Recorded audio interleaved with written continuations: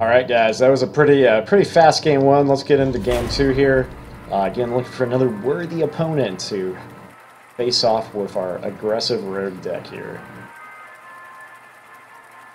Again, it's all about making those plays, trying to have a 1-drop, a 2-drop, a 3-drop, keep the pressure on, be able to trade up with our minions. Again, we can use our hero power, kind of similar to how the mage uses their hero power to trade up for minions. We take damage in the process, makes it a little bit worse than the mage. Alright, up against Shaman.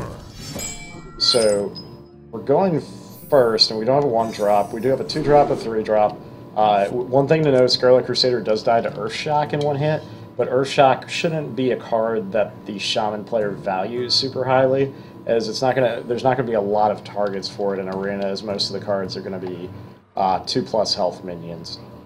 So we're gonna throw back the sap. We're gonna keep these as they give us a good curve starting on turn 2. Hopefully we can draw a 1-drop, or I'm pretty sure we'll probably see a couple 2-drops. Sap is not, it's just, I don't know if he's going to have any particularly wonderful targets with Sap, but again, we want to just get our curve started here. Alright, well, Sap doesn't want to leave us alone. Alright, let's give him a little greetings. Oh, he's got turn 1 play with the coin here. Alright, so it'd be fantastic if we could kill it with the, if we backstab, I guess would be ideal here. So we're probably just going to play our 2-drop here. We really don't have too many options. Sapping that is a pretty weak play, as he'll just replay it, or play a better card on turn 3. Better to save the sap in order to try to remove a buff or get around a taunt minion or something like that later in the game. So it's not a... So he's going to trade, hopefully... So it looks like he's got a pretty solid curve too. Let's see what we got. Alright, so we can backstab that, and then we get the proc off SI7 agent, and then next turn we can play Chillin' Yeti. Or we could just backstab that, and then play the Scarlet Crusader, and then save this maybe to proc the sap. Let's actually do that, since doing 2 damage to the face really doesn't have much value. So we are, again, Earthshock blows us out pretty bad here. Again, my expectation is it's pretty rare that he would have Earthshock. Not only would he have had to draft an Earthshock, but he would also have to have it in his hand right now. He probably only has 1 Earthshock, probably not 2, I wouldn't think. Earthshock's it's not a card that's like terrible if you draft it, but it's definitely one you're not too excited about. We're going to try to save the Acidic Swamp Ooze in case, like, Doomhammer is probably a little unlikely, but Stormforged Axe is not all that unlikely. So we're just going to play the Yeti here, definitely the best play this turn. And now starting next turn, we can use the Sap and the SI7 agent, so that we can get the combo on the SI7 agent. Note that's important that we save the SI7 agent, so that we could gain additional value off of it instead of just doing that 2 damage to the face. Playing this guy or the Scarlet Crusader was pretty much even as far as value we had on board. In fact, having the 3/1 Divine Shield might be a little bit better.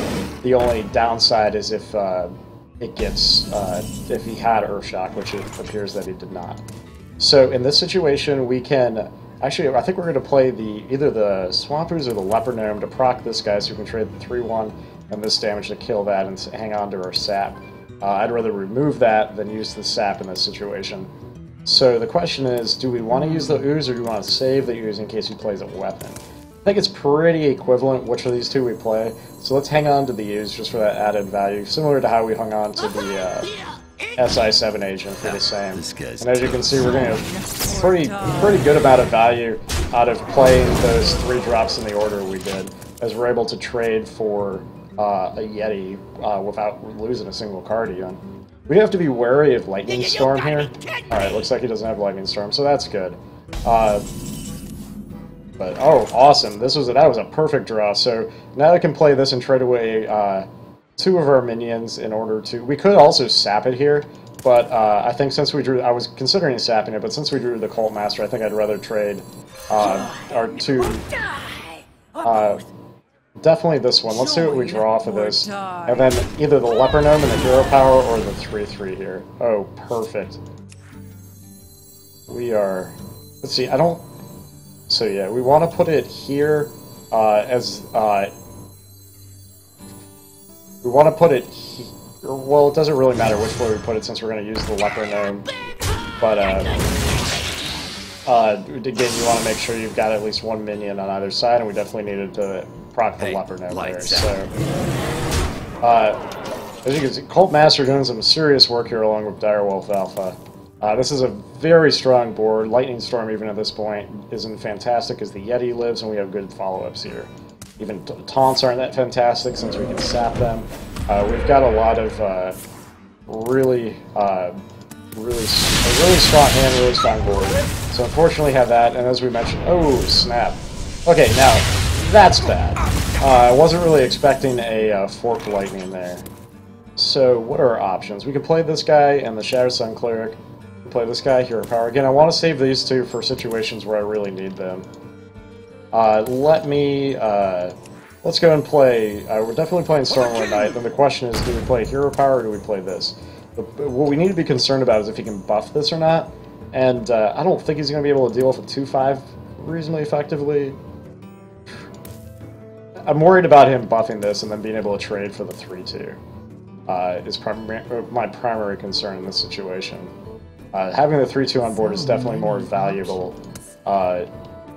if he doesn't have a way to buff. Like, if he's got a Defender of Argus or something like that, it could be pretty bad for us, or even a Direwolf Alpha. Not terrible, but still not wonderful for us. I think I'm going to opt for... Again, I think either of these plays are fine. It really depends on what you think he's holding.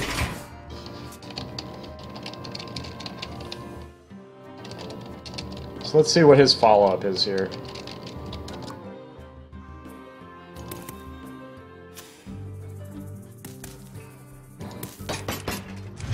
Bring down the gates. So we're going to have 8 mana next turn. No, not our weapon. So, I mean, while this really isn't that impactful, it is a somewhat meaningful play as you're able to gain a little bit of a tempo advantage. So let's see how much damage we have here. We've got 1, 2, we got 5. We can do 6 damage to him. Probably actually just going to trade this guy for the 3-2.